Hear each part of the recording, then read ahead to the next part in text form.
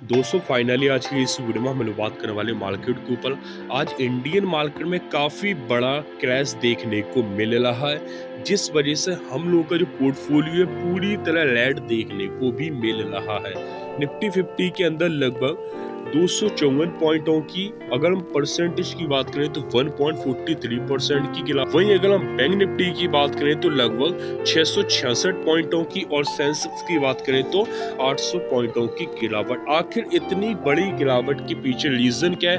Indian market में इतनी बड़ी तबाही हमें देखने को मिल रही है, वो भी एक तरफा तबाही, वो भी एक तरफा गिरावट। अगर आप देखो तो मार्केट जहां ओपनिंग थी, मार्केट की आज की ओपनिंग क्या है?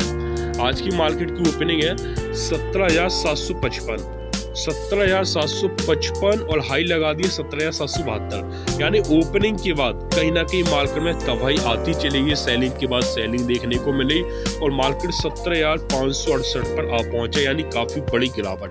इसके पीछे टोटली रीजन है ग्लोबली मार्केट, अमेरिकन मार्केट, डाउ जोन, नैस्डैक। ये देखो डाउ जोन के अंदर 2% की गिरावट, नैस्डैक के अंदर 2.5% की गिरावट। अगर आप डाउ जोन को ओपन करके देखोगे, डाउ जोन का चार्ट देखोगे तो डाउ जोन का चार्ट हमें टोटली इंडियन मार्केट के अकॉर्डिंग ही देखने को मिला। यानी कि डाउ जोन ओपन हुआ, डाउ जोन के अंदर एक तरफा गिरावट आई, उसके बाद हमें डाउ जोन कंसोलिडेट करता हुआ दिखा और यहाँ पे डाउ जोन बंद भी हो गया यूएस मार्केट। सेम उसी प्रकार हमारा निफ्टी भी ओपन हुआ, यानी इंडियन मार्केट। और आप देखो इंडियन मार्केट के अंदर गिरावट अभी थमी नहीं है, कुछ देर बाद कंसोलिडेट करने लगेगा। यानी कि टोटली आज के दिन यूएसए मार्केट को फॉलो किया है हमारे इंडियन मार्केट ने। हमें एक तरफा गिरावट हो रही, जो कि काफी भयानक गिरावट हो चुकी है।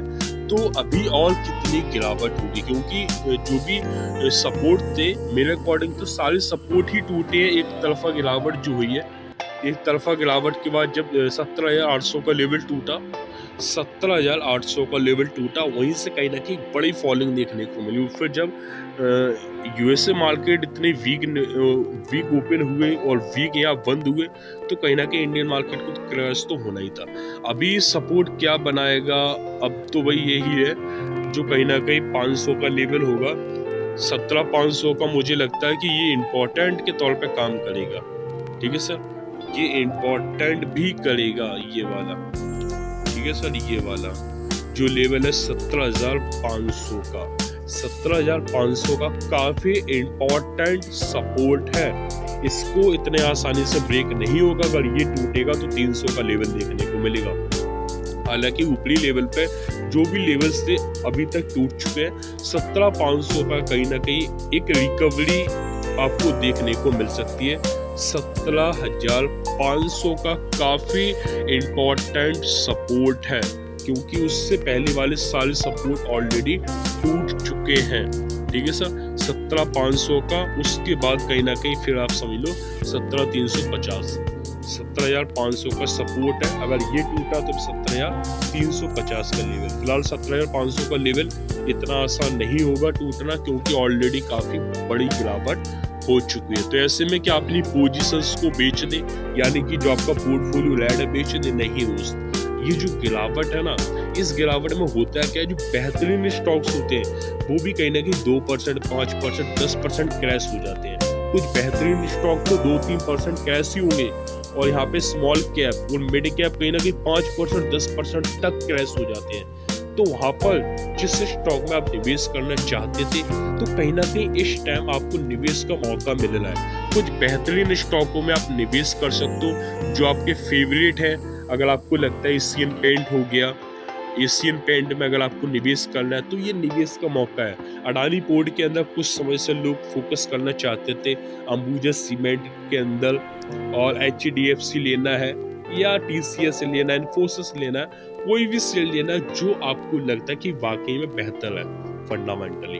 अगर आपने फोकस में रखे हो तो आपको कहीं ना कहीं आज गिरावट में मिल रहा है, तो इस गिरावट में उस स्टॉक को अपने पोर्टफोलियो में ऐड कीजिए, अपने पोर्टफोलियो में उसको जगह दीजिए, ना कि बेहतरीन स्टॉकों को अपने पोर्टफोलियो से बाहर फेंकिए। बिल्कुल नहीं। और खासकर ऐसी कभी भी गिरावट में स्टॉकों को सेल नहीं करना चाहिए जब पूरा मार्केट ही क्रैश हो और आप इस गिरते हुए मार्केट में पोजीशंस को सेल कर लो, तो ये तो कोई बात ही नहीं है सर। क्योंकि यहाँ पूरा मार्केट क्रैश है। और अगर आप स्टॉक को सेल करके भाग रहे हो तो फिर ये बेकार है, क्योंकि मार्केट तो होता रहता है क्रैश, इसमें कोई बड़ी बात नहीं। अब भाई मार्केट क्यों क्रैश हुआ है भाई, एक तो यूएसए मार्केट के वजह से हुआ है ना। यूएसए मार्केट क्यों क्रैश हुआ है, क्योंकि बॉन्ड यील्ड बढ़ने के कारण यूएसए मार्केट क्रैश हुआ है, क्योंकि इक्विटी मार्केट से पैसा निकाला जाता है, बॉन्ड इक्विटी मार्केट से पैसा निकाला जाता है, इसी वजह से कहीं ना कहीं मार्केट के अंदर क्रैशेस आते हैं।